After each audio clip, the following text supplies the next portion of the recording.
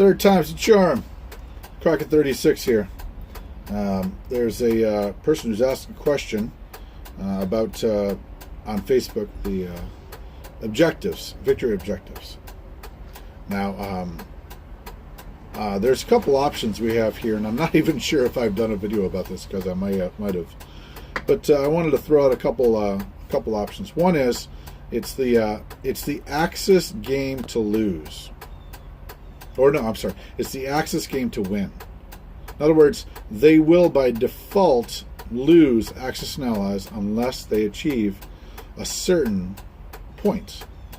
And I'm thinking that's around 150. 150 is sort of really quite far out there.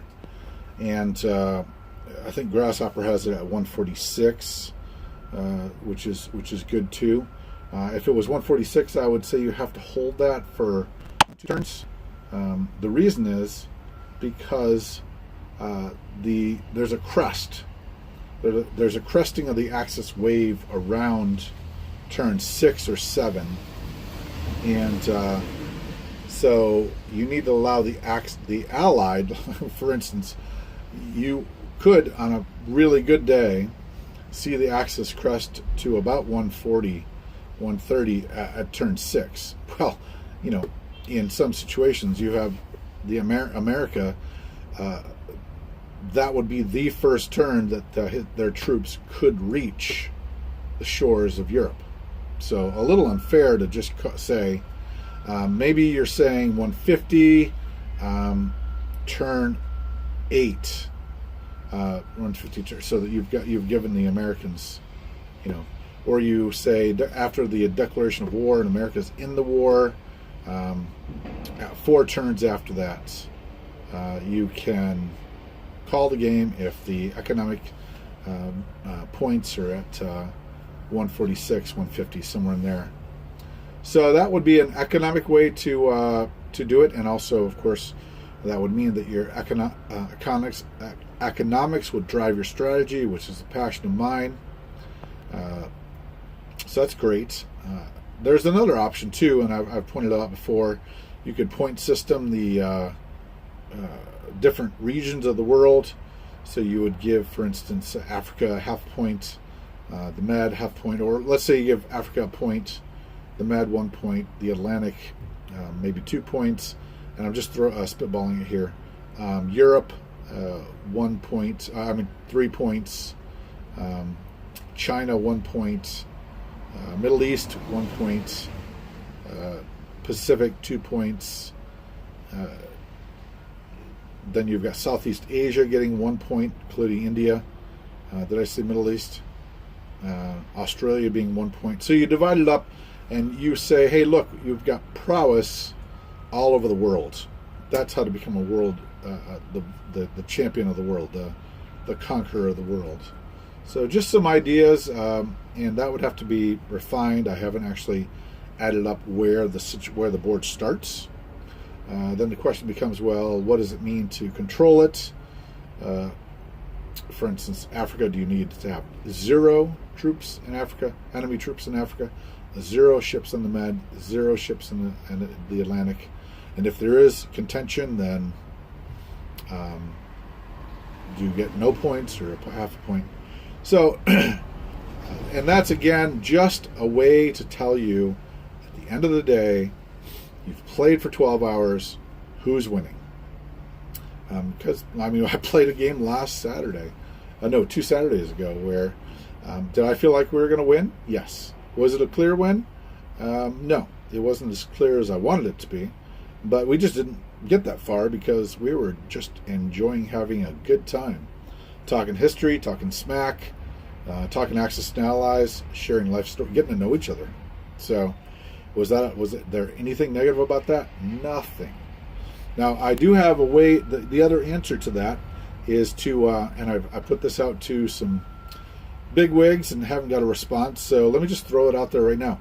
So remember that there's a grid pattern to some of the setup charts in Axis and allies. We've got artillery and bomber and men and tanks, and that grid pattern is intersected from the top by the territories. and you've got a setup chart in the original game, for instance, for America, Great Britain, Russia, Japan, and Germany. So what you do is you blank all of those out, Xerox them, hand them to each of the players, and when they're done, they fill in what is in each of those territories. If there are enemy territories in those, they're to be filled out by the Russian player. If there's German troops in Russian territory, the Russian player fills it out. So you've got 5 guys working to record the game, 7 guys working to record the game. Goes quickly. Next game day, you get together, boom. You set it up according to those setup charts, and you continue your game. Quick, easy. You can actually see victory. It's really a great way to do it. Now, pictures, I've done pictures in the past. You really need a driver. You need someone who's going to say, okay, I'm going to do this. I'm going to set it up next time. And you've got to get everyone to agree. And if they don't agree, or if they suddenly get the flu, then they concede the game. So those are just some ideas about how to have victory conditions other than what I think. And by the way, I do not think I think it's a mistake for the Allies to try to capture in a 12-hour game to try to capture Germany or Japan. You might be able to capture Italy, but you're very unless the guy makes a mistake like I have before with turn order, blunder, clerical error, because I had been playing with different games with different turn orders. I played a classic and I played a weird turn order one, and then I played global and screwed up the turn order at a huge momentous moment and gave away the capital. So I love the game. I'm not the best in the world at the game. I think about the game a lot. It keeps me occupied out here when I'm not praying and thinking and listening to talk radio. So I love this stuff. So what you want to do is, as the Allies, do not try to take one of those capitals. Make them bleed. Contain them, sandbag them, nibble the edges, keep Japan and Germany under 64. Or if one is above 64, keep the other way below 64. And you're going to win in the long run if you can set up your shuck system and keep the waves of American soldiers or aircraft coming. You keep those waves of British soldiers and sailors coming, you'll win the game. But you got to keep them contained to around less than 64 without the national objectives. And I think there's a way to win, but it's not a 12-hour game. You're not going to win in 12 hours with my strategy. You will win in the end, I think, but you won't win in 12 hours.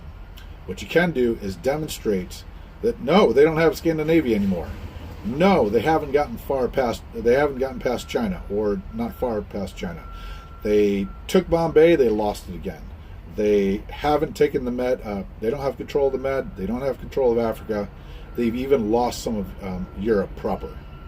You show that, you are demonstrating that we got a real live game here, and that in time, you're going to win that game.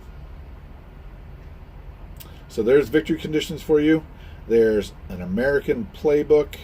There's a way to preserve your game that's really simple. And you don't want one guy doing that, by the way. One guy does it, it's going to take forever to record the game. I don't even think pictures is a great idea because it falls on one guy's shoulders. Unless you're going to print those pictures out, which it's not going to happen. All right? So there it is, Crockett36's victory conditions and Allied playbook and method of preserving the game. Out.